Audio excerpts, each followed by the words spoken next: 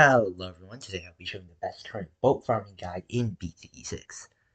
So first, we're going to be on the map Off the Coast, and Off the Coast is a really good map because you have a ton of spots for boats, and you have a ton of land, a very significant amount of land, and we're going to be using that to buy central markets later on.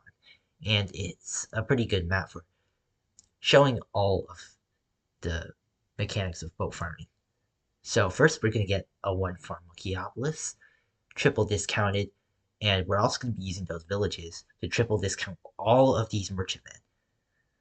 And I'm also going to buy favorite traits so we can sell, get a little bit extra sell back, and that's going to become our trade empire for later. And we also get a balloon trap down.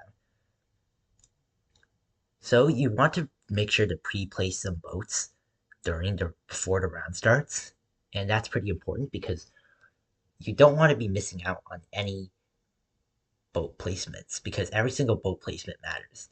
Although on Off the Coast, we have a ton of boat placements, so it really doesn't matter as much. If you're on a map like Cubism has pretty sure, only 22 boat spots. So if you miss one, that is not good. And if you miss two, then you're not going to have the full boat army. And you're going to lose out on a lot of income. So placing on the boats as precise as possible is very, very important for boat farming. We're also going to get a balloon trap, and balloon trap is very good because it makes a significant amount of money from the natural balloons. And we're not going to get a rubber to gold though, because rubber to gold it's not going to be as profitable with boat farming since the balloon traps just at the very front of the map, and if we put it too far back, then these boats are obviously going to steal pops. So it's usually not worth it to get rubber to gold, but sometimes it may be if the boat placements are far back, such on a map like Spice Islands, but on Off the Coast, that's not the case.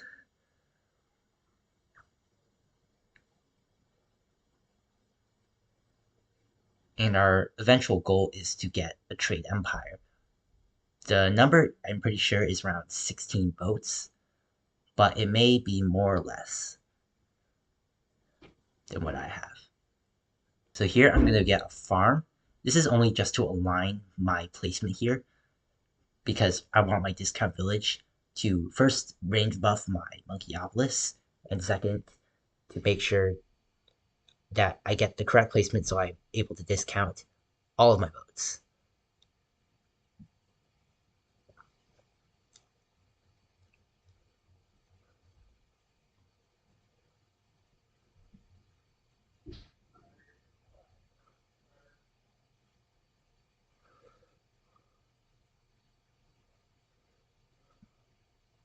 So for round 45, I'm gonna get second balloon trap.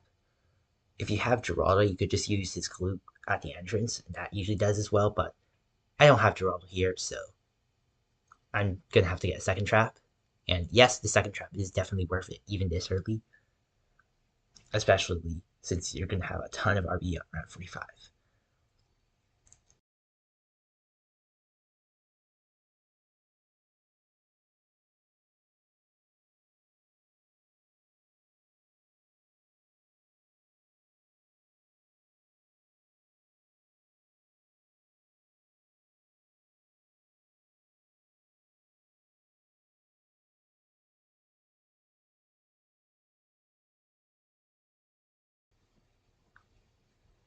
So for round 46, I'm going to do something pretty weird. I'm going to get marketplaces.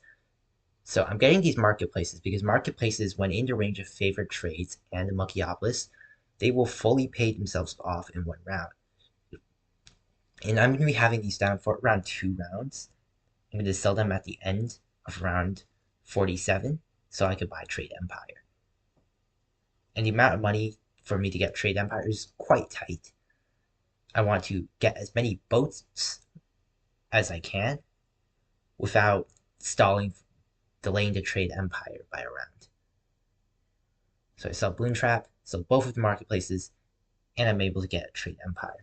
Of course, I miss out on the 20th boat, but I at least get the Trade Empire before the end of round 47.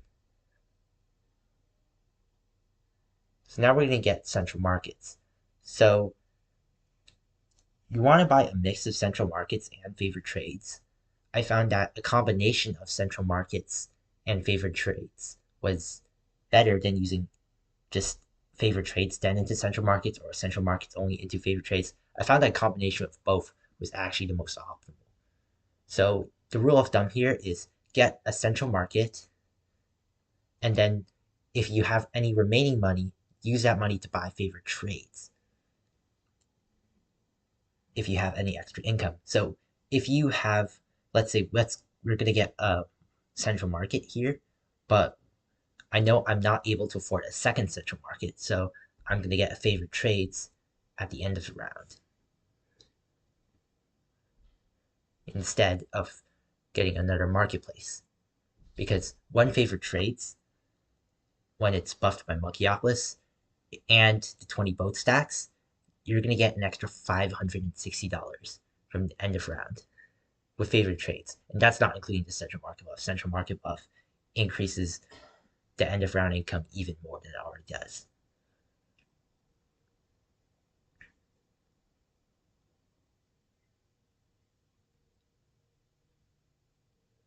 So you're gonna notice why am I not buying the cross path for the central market? Isn't that really good? Well, buying more boats is even better.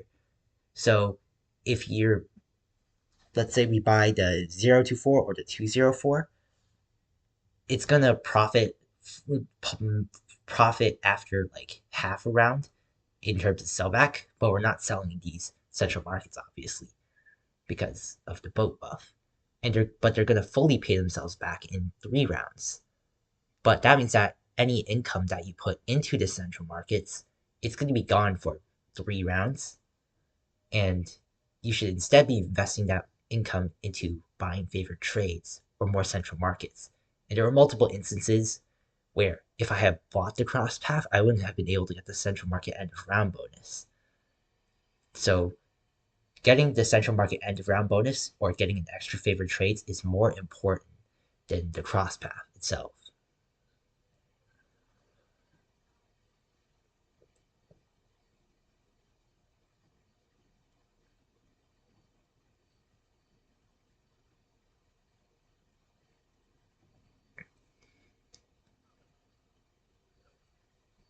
So for round 54, sometimes a third trap is worth it, but I didn't find that a third trap was worth it for round 54, especially with all these boats stealing pops.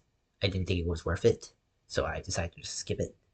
Instead, just invest the rest of my money into more favored trades.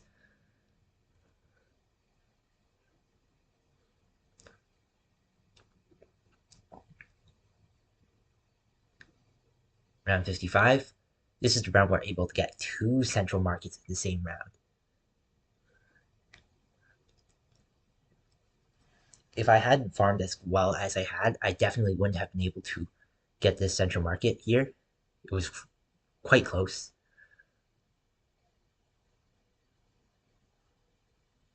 And I'm going to get my last central market now.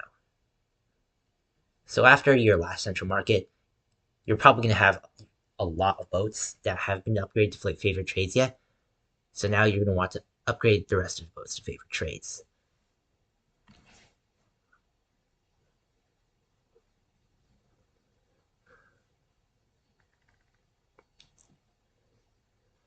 So notice on round 57, I could get all of these upgrades and then also get the favorite trades at the end of the round. So I finally buy the cross path.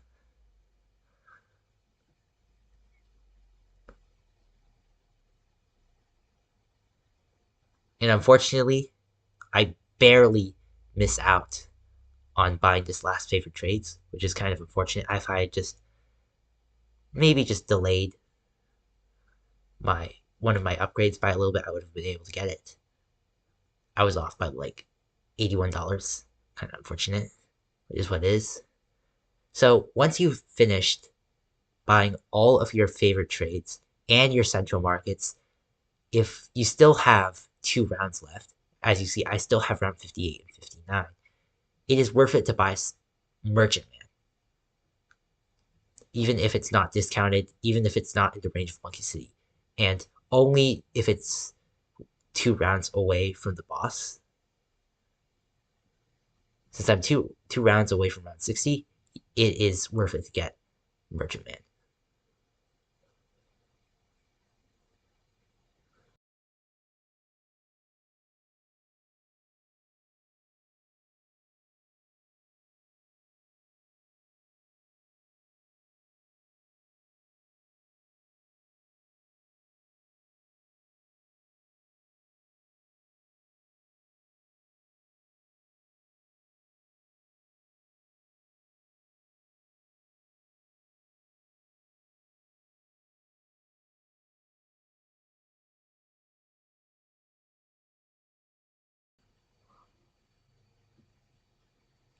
So for round 59, I'm gonna get rubber to gold so I could pop the camo LEDs on this round and make a little bit of extra money off them. I get this glue gunner just stall the rounds like a little bit longer. And it is worth it to get a Monkey Wall Street. So a Monkey Wall Street, if it's in the range of a Monkeyopolis and in the range of favored trades, it is worth it to get Monkey Wall Street. You'll make a little bit of extra profit on round 59. I sold both of my traps to make sure I wouldn't lose any money from the ceramics and afford Monkey Wall Street. And now I sell everything. And if you've done that all right, well, you've made an absolutely insane amount of income, over 100k more than the Banana Central strategy, over 500k by round 60. Thanks for watching.